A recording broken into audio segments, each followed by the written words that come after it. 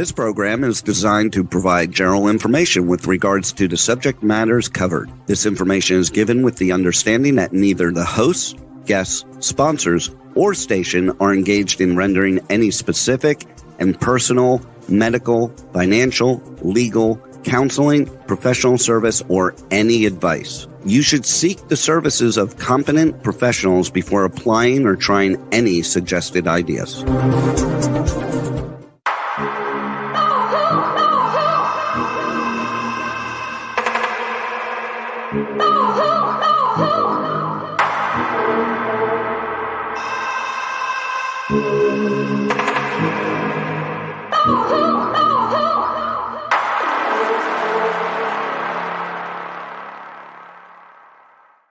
Good morning, true seekers and true crime junkies. Welcome back for another episode of Hit the Road Jack, Finding the Zodiac.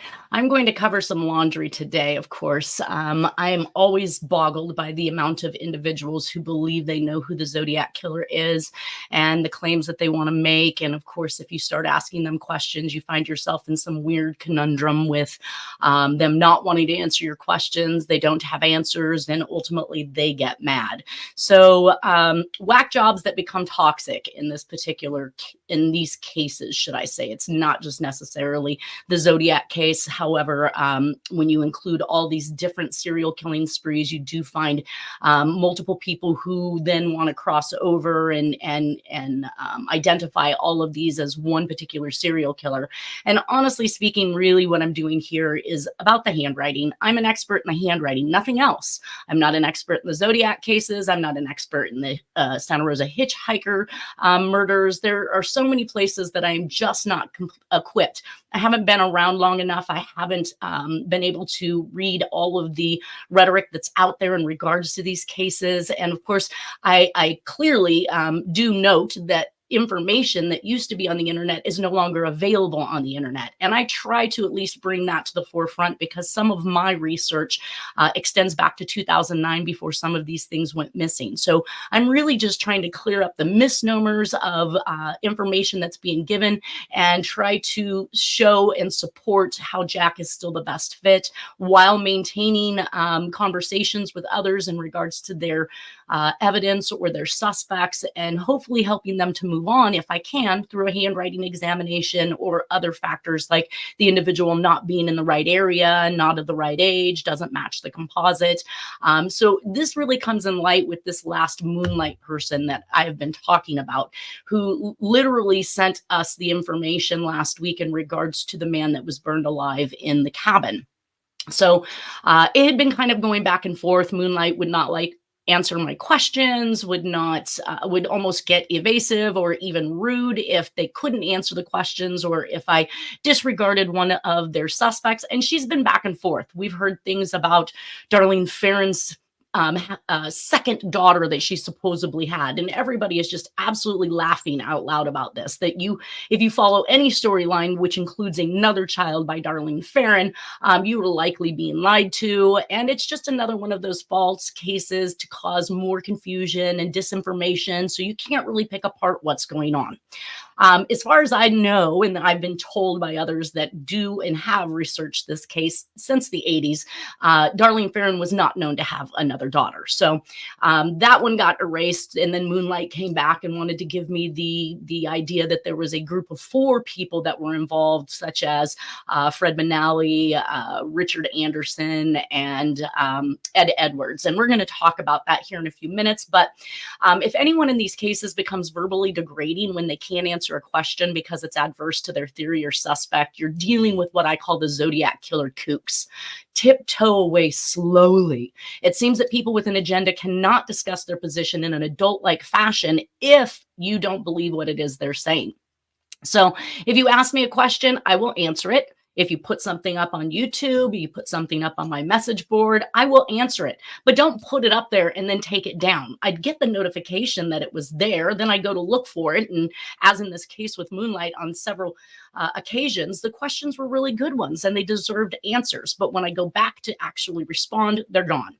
If I ask you a question, you should be obliged to respond accordingly. You should be able to back your position with facts that support your conclusions. And don't lie about your position as it pertains to these cases. Don't come in and tell me that you're just here for missing victims or unidentified remains, and then turn around and tell me you're trying to prove that your 4 friends were abducted by the Zodiac.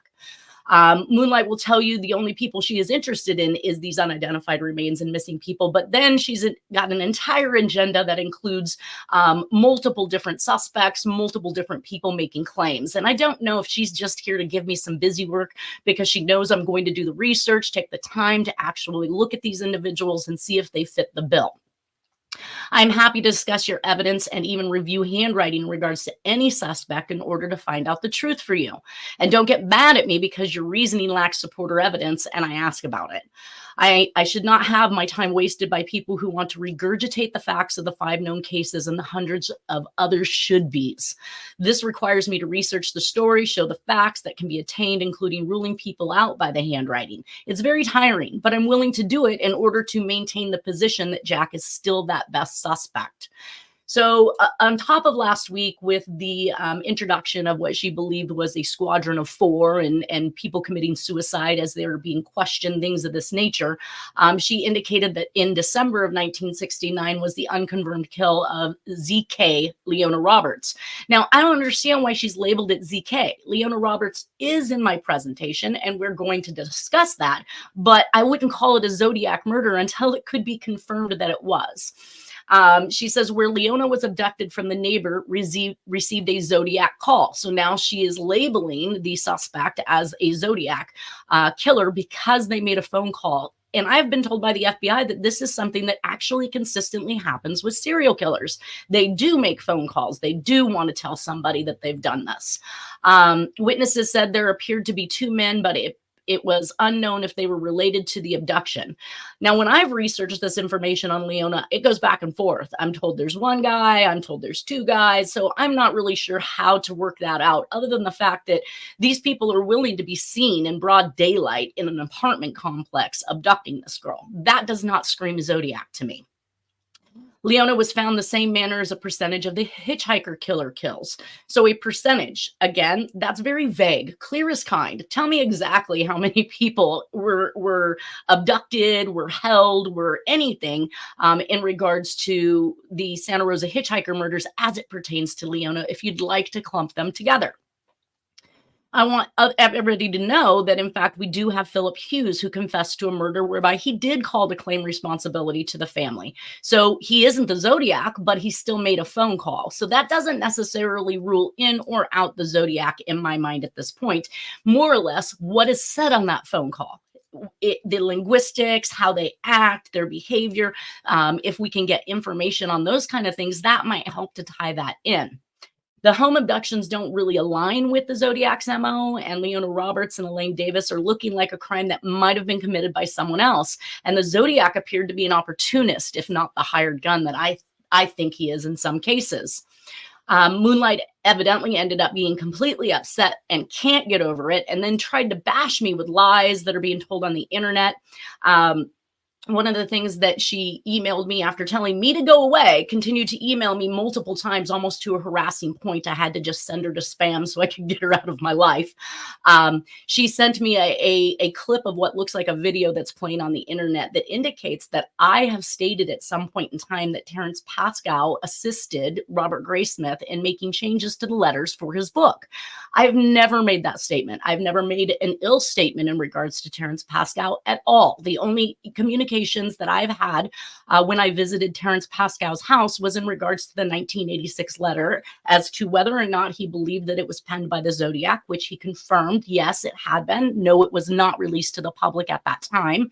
And Dennis might have been the very first person to have even introduced that letter to the public. I'm not sure, because at the time I couldn't find it on the internet and Dennis was showing me something completely brand new.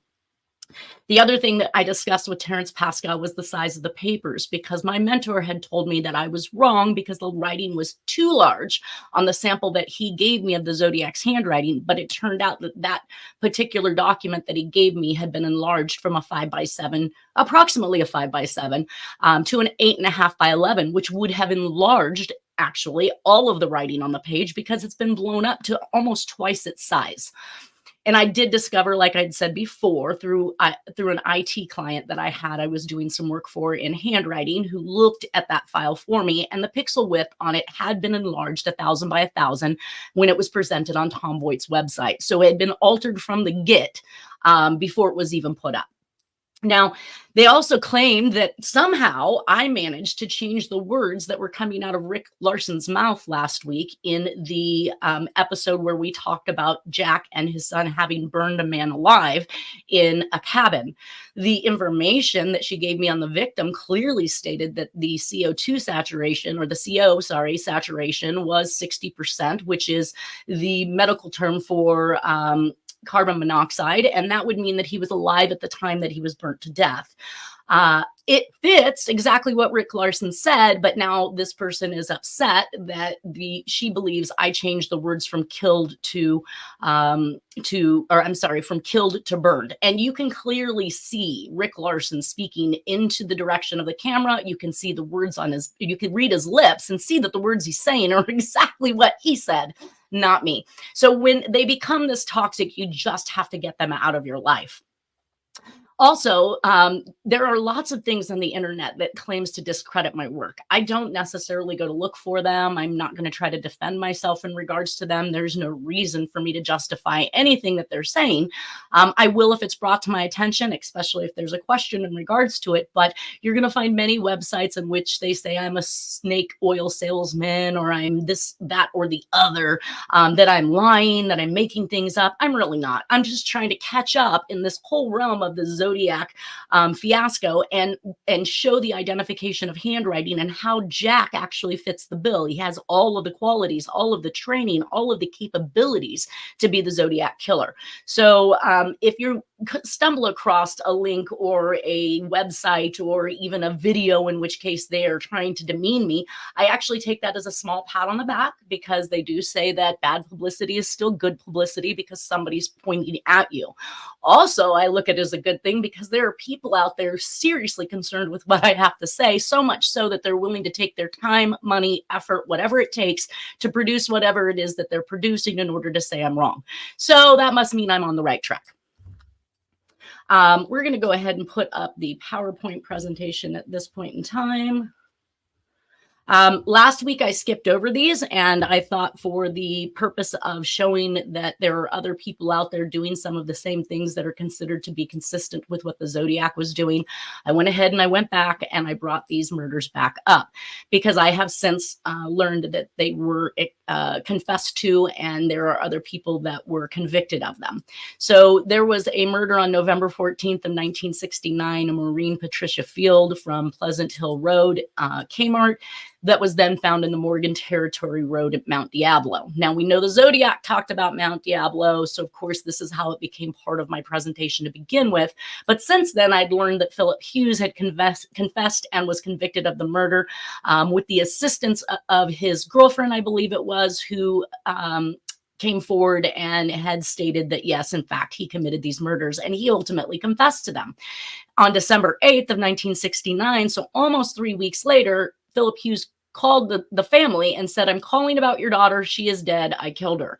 It is a very simple statement. Again, does not really run along the lines of what I would expect to hear from the Zodiac. But again, there are individuals that are out here doing these things.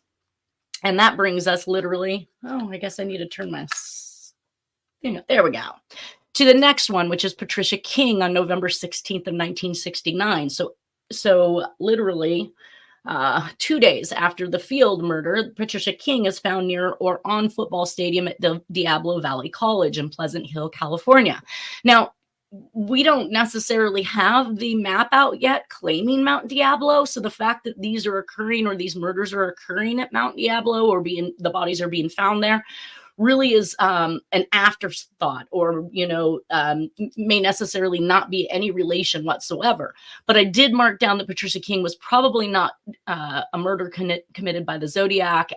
Researching the victimology, it really kind of fits Philip Hughes. So it states that she was found strangled with her own black tights. So this is one of the themes that we are finding in these murders that are happening in Northern California.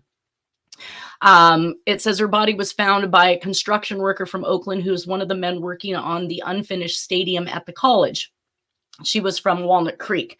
Now, if they were able in 1969 to put together the college murder of Cheri Jo Bates and then start using that in order to facilitate an MO that law enforcement might follow, then I would say they have some inside knowledge to what was going on, because Cheri Jo Bates had not been attributed to the Zodiac killer at that time.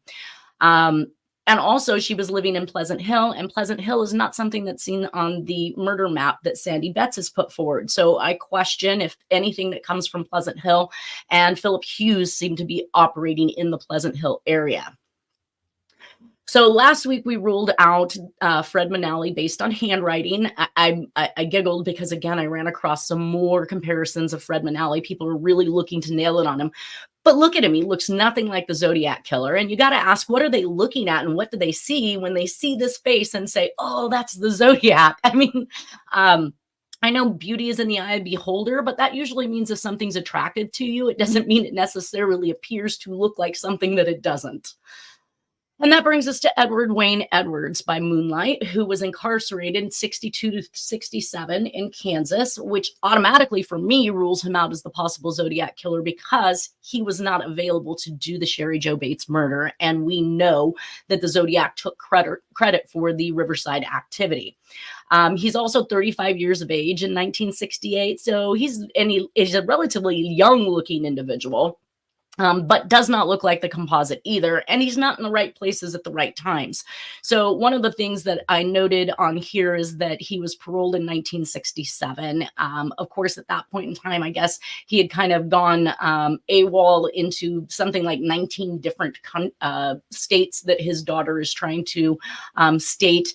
In 1955, it says Edwards escaped from jail in Akron and drifted around the country robbing gas stations. He wrote that he never disguised himself during these crimes because he wanted to be famous. That is not a Zodiac killer move by any means. I mean, if anything we've learned from these letters is that he states how well he's disguised himself and how well he will evade everybody because he hasn't left any evidence behind or anything concrete that they can use to arrest him. Edwards did make the FBI's 10 most wanted list in 1961 following a 1960 escape from a Portland, Oregon jail where he'd been held on suspicion of impersonating a federal officer. Again, something we haven't seen the Zodiac do. There is some talk in the I-45 that there was a possibility that the individuals who were being abducted trusted the individual and that people had seen what looked like maybe an officer's uniform. We did talk a little bit about that. Jack in his security uniform would very well look like an officer, or at least come across like that. Edwards also became a motivational speaker afterwards. Again, just not something I would expect to see from the Zodiac killer. Another thing that we learned is that by 1982, he had returned to crime and was imprisoned in Pennsylvania for 2 years for arson. Now, Zodiac did talk about fires, but it seems that Edwards' true motive for the people he was arrested for killing, I think there was 5 of them, is a completely different motive. He is totally just down for whatever he can get his hands on. So whether it be stealing, like he said, robbing these gas stations, or we're going to hear about one of the murders that he committed, all seems to be motivated by money, which again is not a motive that we see with the Zodiac killer. He does indicate in a 1993 letter to the FBI that was found in his papers, Edwards requested his criminal and history records for cities in 19 states, claimed that J. Edgar Hoover more or less gave me permission to proceed with his 1972 autobiography after he assured Hoover that there was nothing in it bad about the FBI. I don't know why any criminal would have to assure Hoover anything in regards to writing a book, but he was writing this book about criminals he met while he was incarcerated, such as Tony Provenzano, Charles Manson, and Jimmy Hoffa. So if this is the mob affiliation that Moonlight was talking about, he met him in prison. He wasn't part of their gang. He wasn't part of anything else on the outside. He was merely writing a book about his interactions with them in prison. It also says that he met with, a former police detective and cold case investigator, J.A. Cameron, published a true crime book on Edwards and alluded to him being the Zodiac. And this was, and what they said was Cameron's claims were met with the most universal disdain, especially from law enforcement. So in that research, I did find that from 1962 to 1967, he was incarcerated in Kansas. 1974 to 1978, he was in Pennsylvania. 1980, he was in Wisconsin committing a crime. In 1982 to 1984, he was imprisoned in Pennsylvania. And 1996, he was in Troy Township, which I researched that. I came up with Ohio or Pennsylvania, but Pennsylvania seems to be his literal place of being for a majority of his life. So it's likely that that is Pennsylvania. And then in 2000, he moved with his wife to Kentucky just before the DNA had come about on one of the crimes that he committed, which then ultimately imprisoned him. It does say that Edwards lives in Doylestown from 1974 to 1978, that Tim Hack and Kelly Drew, both 19 in Wisconsin, were somebody that he killed. And Edwards was living in Kentucky, where he moved with his wife to 2000. They said that when he was confronted by the police, Edwards started talking and didn't stop until he confessed to the 5 murders. That, again, is not Zodiac style by any means. In one of his murders, and this will give you an idea about his MO, he persuaded, I guess, a foster child, a boy, to go AWOL from the Army in May of 96 and to return home to Troy Township. Under the ruse of arranging a way to elude the Army, Edwards took Danny Boy to the woods near the house, where he fired two gunshots to the boy's face. His motive was to collect Danny Boy's $250,000 insurance policy. Now, in some of the other murders that I researched that he completed, he also shot them in the face with a shotgun. Again, this is not Zodiac MO. I couldn't find any information on Richard Anderson, that purportedly committed suicide within days of Fred Manali, because both of them were in some type of cahoots with each other. Either way, I've now completely ruled these individuals out, either for lack of proximity, for age, for not matching the Zodiac, and for handwriting. Moving on, Moonlight does give some good information. In fact, the man burned alive in the cabin by Jack and his son may have been Luis Martinez. Date the body was found was November 8th of 1966. Location found was Clarksburg, California. And again, we talked about that CO saturation at 64%. Jack has returned to California by September 1966, so it does put him in the availability. We know that once he arrived in California in 1966, fall time, September area, or September time, sorry. We know that he then traveled back north again, trying to find Doris, which she would have been in the San Jose area, and it would put him on his path directly this direction. Moonlight also believes that the remains below are Donna Lass. So we see that she has sent me this email with this skull that is buried in the ground here, and it says, I won't be able to send her home due to this being such a hot case. But Donna Lass, it's not the Zodiac such a hot case. I mean, Donna Lass is a hot case in itself. There was lots of man hours put into this, or into the efforts of finding her. She says, the skull image sent to you, which is this one over here to the right, the remains were found in a laundry bag, and it fits the person that Harriet Suchet left the flowers for that blew away. No longer available by email to receive. I'm not really quite sure what that part means, but I was very interested in the laundry bag notion, because we know that Jack had gone to work for South Lake Tahoe Linen Company at this time, or at least in this era. We know we are not exactly sure when he started working for the linen company. However, we know that's where he met Nora at, and they are definitely together by 1971. She says at the bottom, I'm leaving the hot mess with law enforcement. This is why I'm done matching and researching. These unidentifieds been hanging around 40 to 50 years through a serial killer, or throw a serial killer into the match, and it'll be another 50 years for it to be matched, where no one knows anything about it anymore. And she might be right.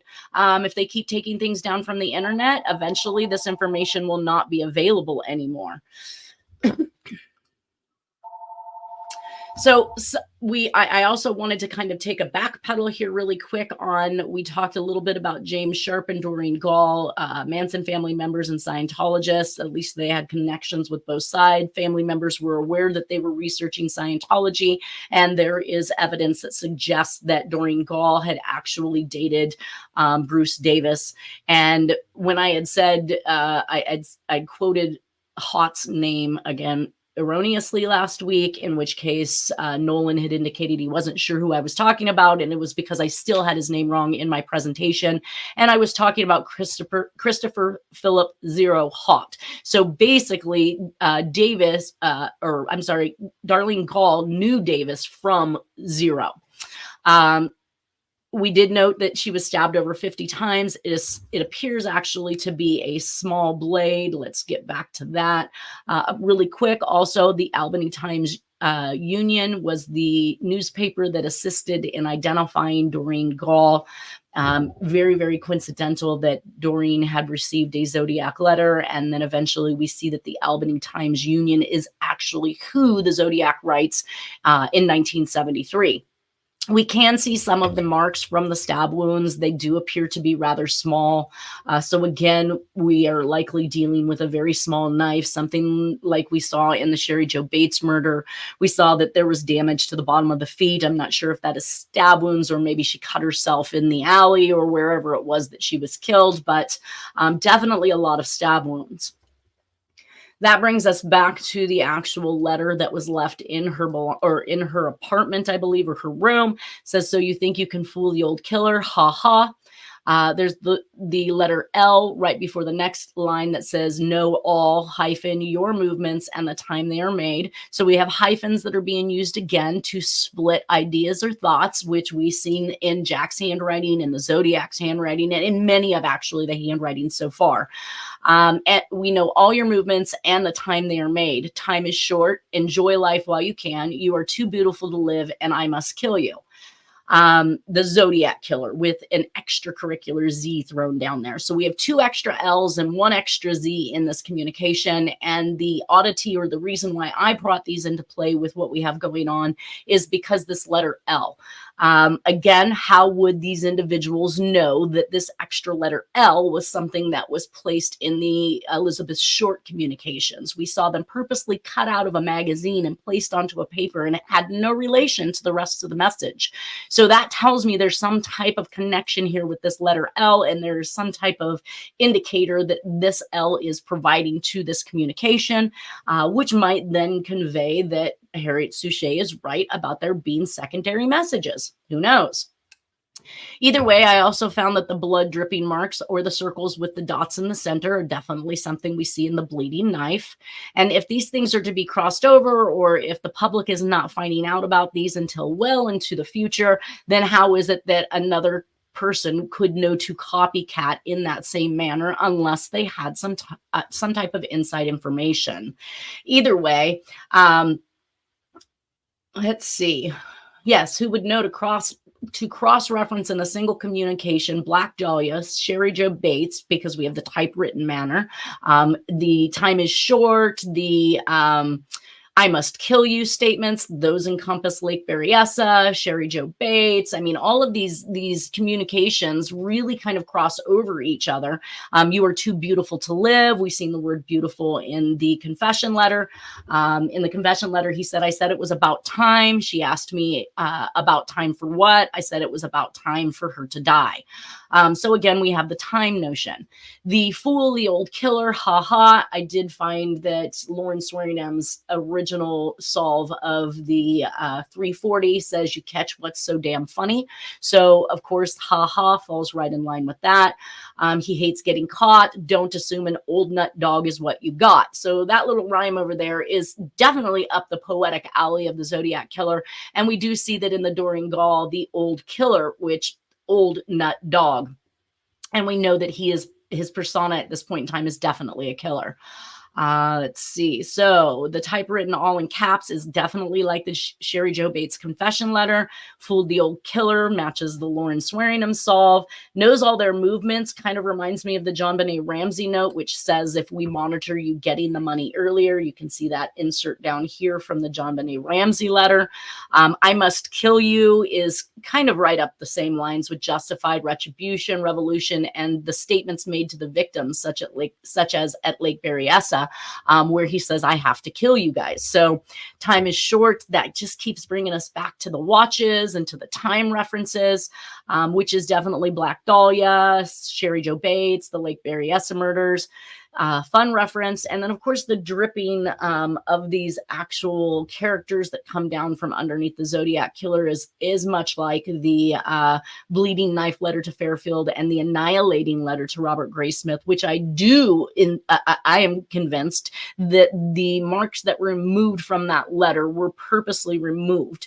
And those marks are consistent with other doodles and things we're going to see on many communications. This kind of just mapped out where Darlene Gaul's family lived on Myrtle Avenue, right along the side of Albany Medical Center and the Veterans Affairs Medical Center, which Moonlight and myself have both taken heavy notice to the fact that a lot of these seem to be happening around some type of military installation. And that occurs all the way back in the Texarkana Phantom murders, which was at the Army Depot, in which many, within 10, 15, 20 minutes of the Army Depot, these murders were occurring. Almost as if they had a safe haven. Once they committed the crime, they could climb back on base and the cops would be out there looking for somebody who was in the public and not necessarily somebody that was in the Army installation. So we do see this is the Times Union envelope in 1973 that's going to be mailed. There is a series of killings of African-American victims in the DC Freeway Phantom murders. I did note that in an episode of Criminal Minds, like I said, even though it's entertainment, sometimes they're literally trying to get a minimal amount of truth put into their storyline so that it is believable.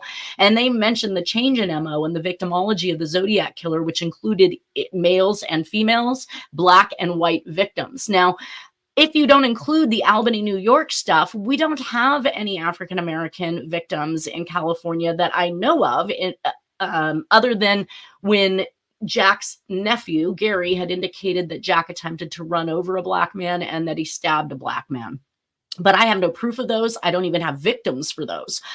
Aside from that, everything else does not seem to fit that MO. So how they were able to put that together for that particular episode on the Zodiac tells me there is a possibility we should be looking for some African-American victims. And I think that these communications probably solidify the fact that, yes, that's exactly where he changed his MO. Otherwise, why would this purely made for entertainment show know to attribute Black victims to the Zodiac unless it were true? That brings us to another Cheri Jo Bates-like murder and Dominguez-like murder. We talked back in 1947 about a murder of a 15-year-old who was walking home with her friends and just collapsed. Nobody knew what was going on. A man had walked by. Evidently, they must not have seen him come into contact with her. But after getting through the autopsy, they found she had been stabbed a single time that penetrated the heart and killed her. So I skipped across this particular murder. November 28th, 1969, Betsy Artsma at Penn State University in the Patty Library.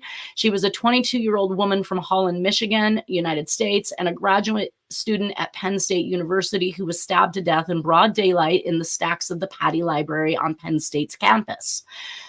This information I'm going to read you guys right now is my old research, and then we're going to compare that to today's research and what can be found. But it says she was stabbed a single time through the heart with a single-edged small knife. Approximately 1 minute later, two men came from, I don't know how they know this is 1 minute later. Again, these are somebody else's words. Came from Betsy's location and told a desk clerk somebody better help that girl, and then exited the library. The men were never identified. 25 to 35 minutes later, Betsy arrived at the hospital where she was pronounced dead. She had worn a red dress, and since there was only a small amount of blood visible, no one immediately realized that she had been stabbed. Stabbed once with a small-sized knife, which is consistent with Cheri Jo Bates and the Dominguez murder. Betsy was wearing the red dress that fits in or ties in, should I say, with the desktop poem. I don't know if that was just fortuitous, because obviously that poem was written approximately 2 to 3 years previous to this actual murder. It says, the appearance of being stabbed was hid so well that it was not detected that she had been stabbed until a post-mortem examination. Again, cross connection to Cheri Jo Bates' case in the desktop poem found in April 1967 that talks about that red dress. 2 men were said to have been seen exiting the library, instructing others to help that poor girl. I have found several instances where Jack has had company in some of these things, including the statements by Rick Larson that indicates that Jack's son was involved in the burning of that man alive in the cabin.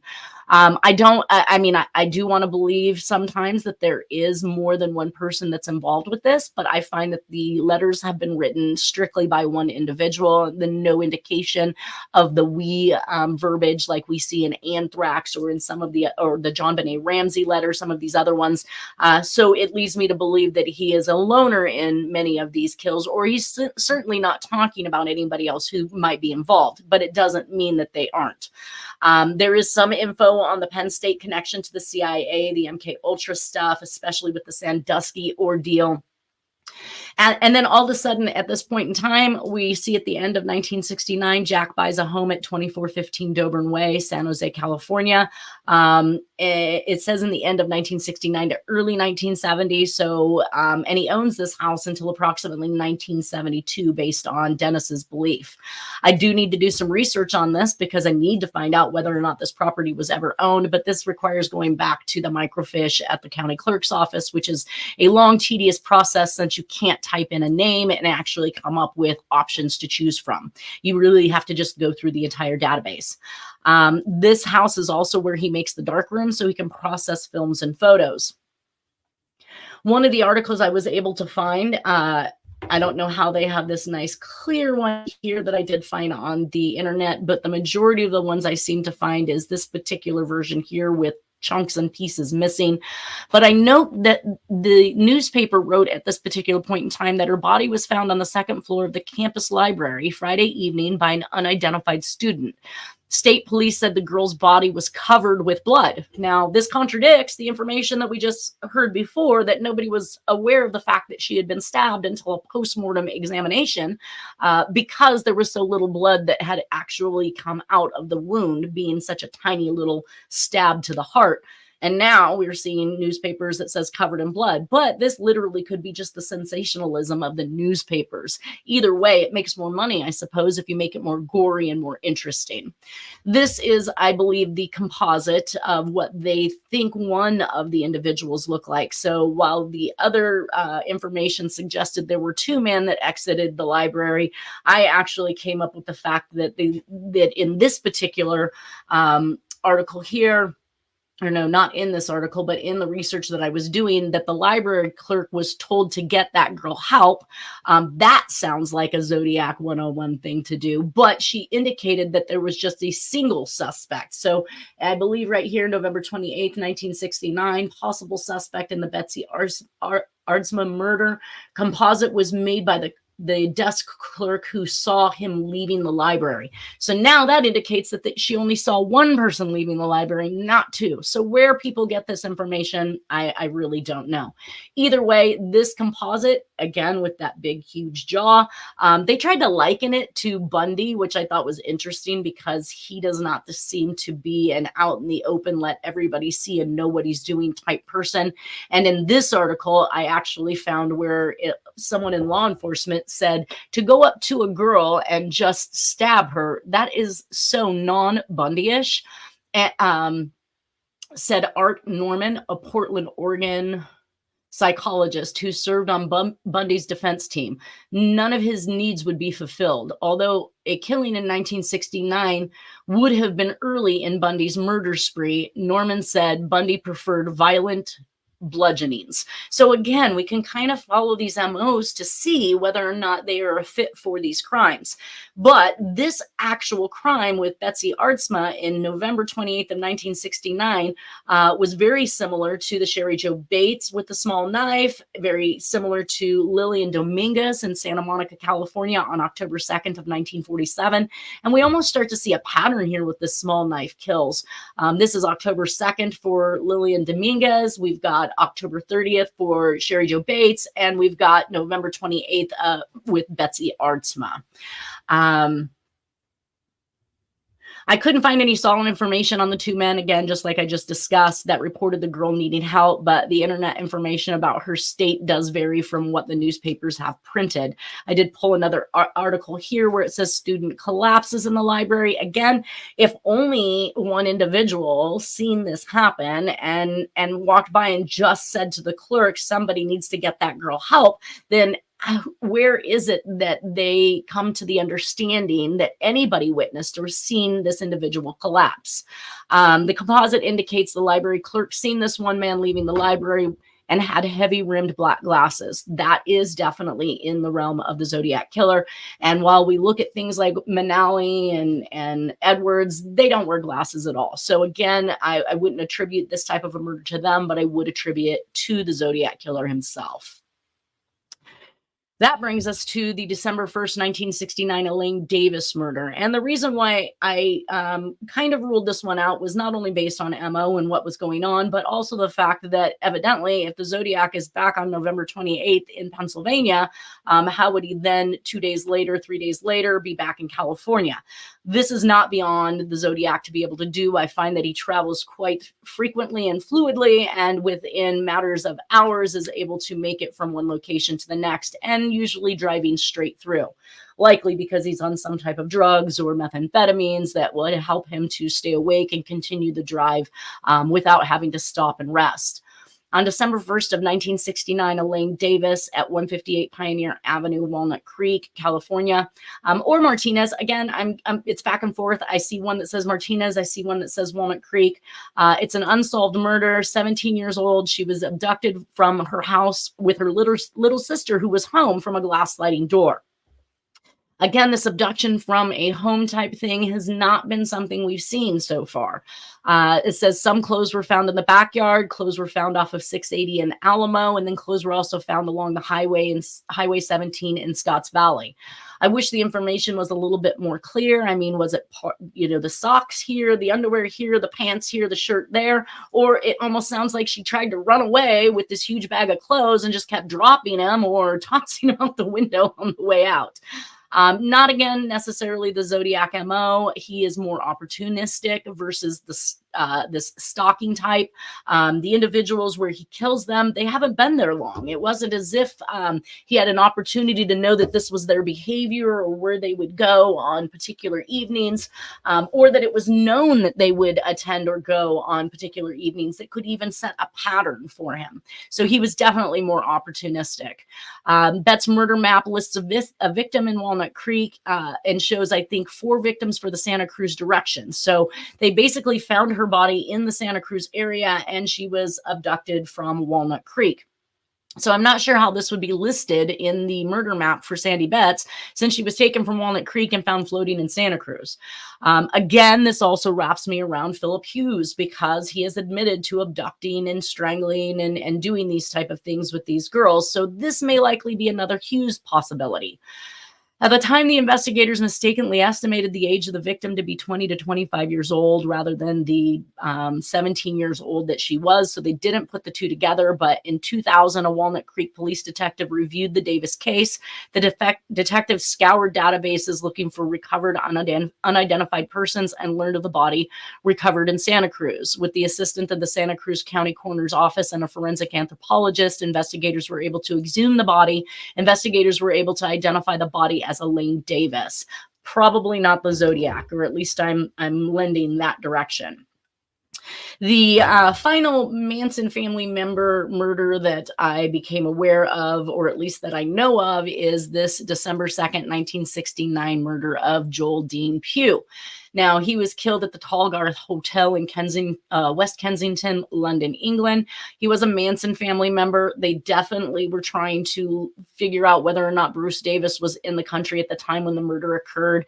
There were just some strange oddities that actually happened around it. Of course, following the fact that, and what the information I used to be able to find on the internet was that that he was escaping Scientology and wanted to get away from it. I don't know if any of that is true by any means, but he was a known Scientology member. And there was some writings that were found in reverse and drawings on the mirror of the hotel room where he was found dead. Now, he purportedly committed suicide, in which case they stated he had cut his wrists and cut his own neck, or sliced his own neck twice. I'm not sure. I mean, I get it that you could probably slice your wrist a few times without having any major side effects from that, but to have cut your own throat twice seems a little odd to me. So they did say that he was found locked in his room, that his body blocked the door. He had never locked his door because his 7-year-old son would come to visit him on a regular basis, which also really kind of boggles me, even if he's having some mental issues, as they've indicated, or at least as they'd like to portray now these days. He knew that his 7-year-old son came to visit him and kept his door unlocked on a constant basis so that that 7-year-old could get in whenever he wanted to. And why would he commit suicide, especially in such a way that it was a possibility his 7-year-old son could walk in and be devastated by this? So some things don't add up. But these writings that were on the mirror that were found, and of course, nobody took any pictures of it. Police department did not take any fingerprints out of the room. They really didn't do anything because they just figured he committed suicide. The manager had remembered seeing on the mirror in the room, written in lipstick, which that always gets my attention, the words Jack and Jill written backwards. And of course, there's that Jack reference. So that made things stand up. But I don't have any information that suggests that Jack was in London, England. Again, if he's part of the people in the group I suggest he is, then there is a possibility he had access to a plane and could easily have flown from the Pennsylvania area, seeing how he is already on that side of the United States. So there is a possibility that this one could be in the realm, but I just don't have anything that suggests otherwise, other than a few scrawlings on a mirror. There's more information here, like the Scientology organization headed by the Sea Organization, which is much like or fashioned after the United States Navy. Some of the information that is comprised of who he was involved with and what he might have been a part of. I'm not going to take a lot of time to read that because, again, I have no proof that he was. I just was following these murders in the Scientology and Manson family realm. Now, in that research, I also came up with some additional clippings from the newspapers. And one of them, again, doesn't shock me, says a Zodiac calls radio station in Oklahoma City. Now, they stated that they felt like there might have been a similarity between the voice of the man from Napa State Hospital who had called into the radio station asking to speak with Melvin Belli or F. Lee Bailey. However, here at this radio station, it doesn't really state what it is that he talked about, just says that he called in. I'm just a little taken aback by the fact that it's Oklahoma City, because we have proof that Jack has a P.O. box in Oklahoma City. We know he has family ties there because he is inheriting money as of 1980 from one of his family members. He carries a P.O. box there, which Dennis claims he had carried for pretty much all of the time that he'd known Jack. Jack would travel back and forth to Oklahoma to pick up marijuana from this P.O. box. So we know that there's an established proximity to this area, and it extended into at least 1980 via the P.O. box and then the will that was gifting to the family members, and shows Jack Terrence being listed in Oklahoma with an address. So we are showing that proximity, and I thought that was very interesting. Now, in another article, it says, oh gosh, guys. Well, we got about 1 minute left here. I think I will go ahead and leave off at this point. I had hoped to make it to a few more letters. At this point in time, we're just going to drop off. We'll come back. There are at least 3 more letters and probably about 1 to 2 more murders in this series before we are going to discuss any more solves. I do have some interesting solves that we may be discussing next week. But for now, I'm going to let everybody go. Enjoy this beautiful weekend, and we will see you next Friday. Thank you so much.